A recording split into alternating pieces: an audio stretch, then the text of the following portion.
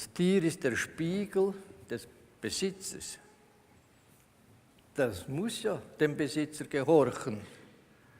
Interdisziplinär, das ist immer mein Ziel gewesen. Ich sagte nicht nur Akupunktur oder Homöopathie ist das Beste.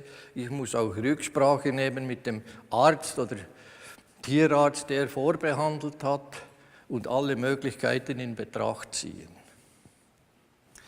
Und so ist dann am Schluss Animal Balance so klar geworden, dass ich zuerst den Besitzer, den Reiter oder den Bauern oder was auch immer zuerst anschauen muss und dann das tierärztliche Problem.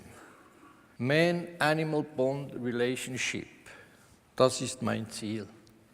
Klassisch bei einem Hufabszess wird mal Antibiotika gespritzt und Cortison in der Regel.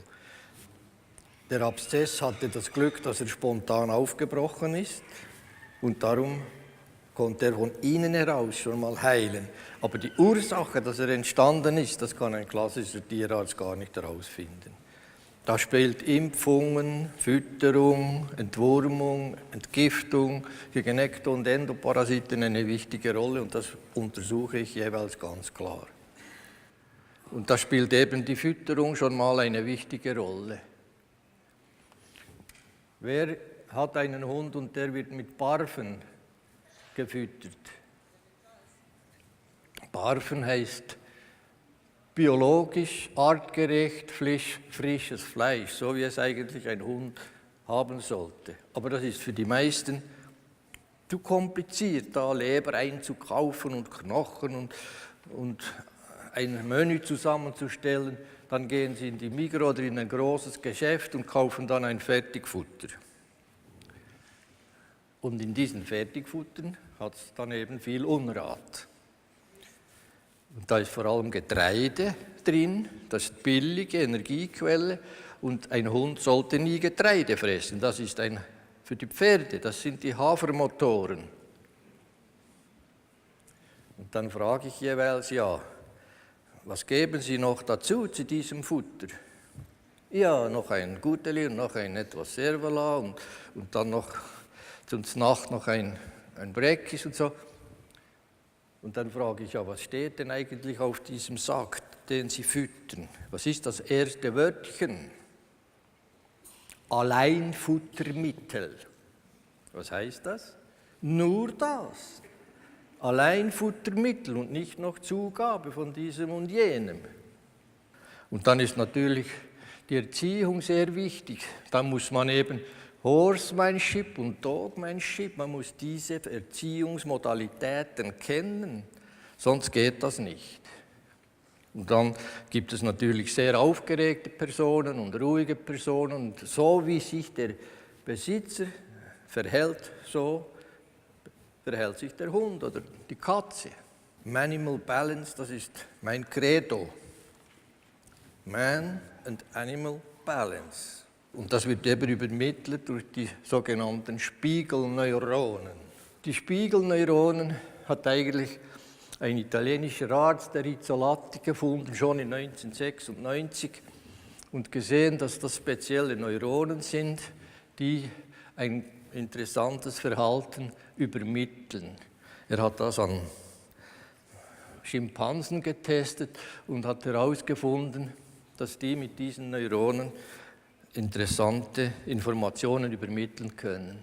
Die Spiegelneuronen, das sind spezielle Typen im präfrontalischen Kortex und seitlich im Parietallappen. Die können ganz interessante Informationen weiterleiten und sogar eben im sensitiven, motorischen und emotionalen Handlungen, die wir ausführen, aktiv werden.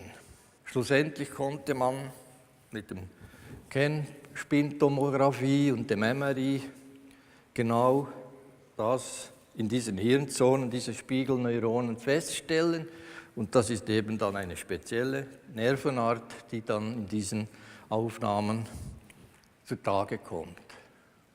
Die sehen sehr komplex aus, sie haben eine große Verwurzelung mit allen Zellen und können ein gewisses Resonanzverhalten System hervorrufen, das beim Empfänger schon eine Information auslöst, bevor er es hört. Sonst machen wir jetzt eben diese Hundetherapie. Ein Hund hat sich scheinbar angemeldet, dann werden wir da auf der Bühne behandeln.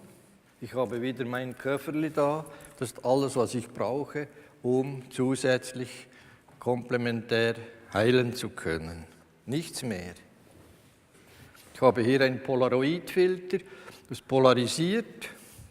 Hinten dran ist ein Spiegel, dann kommt die Energie durch das Filter auf den Spiegel, wird zurückgeworfen und gibt dann eine Resonanz. Und das spüre ich hier am Puls. Genau gleich messe ich die Aura, er ist jetzt mein Medium, so. Und ich nehme die Energie von ihm ab und messe die Aura vom Hund. Der Hund hat eine longitudinale Aura, so wie der Mensch eine vertikale. Und jetzt messe ich die Aura und die ist hier drauf, hier so. Für diesen Hund etwas zu klein. Das lege ich jetzt dem nur in die Aura. So, da. Jetzt sind sie alle da drin und ich gehe mit der Heinelampe, mit Photonen und leuchte diese Testsubstanzen an. Dann kommen wir auf die Schwermetalle und da habe ich eine Information. Mercurius solubilis MM. Eine sehr, sehr hohe Potenz, also eine ganz minime Belastung von Quecksilber. Ich weiß nicht woher. Wir geben dem diese Ampulle nur auf den Rücken, so, da, und messen die Aura wieder. Und siehe da, wir sind hier oben. Wir sind schon auf 80 Zentimeter. So. Keine Abweichung mehr, alles okay. Da, spürst du das? Das Antidot von Quecksilber ist Selenium. Ich gebe dem jetzt Selenium-Vitamin E nur in die Aura und schauen, wie das wirkt.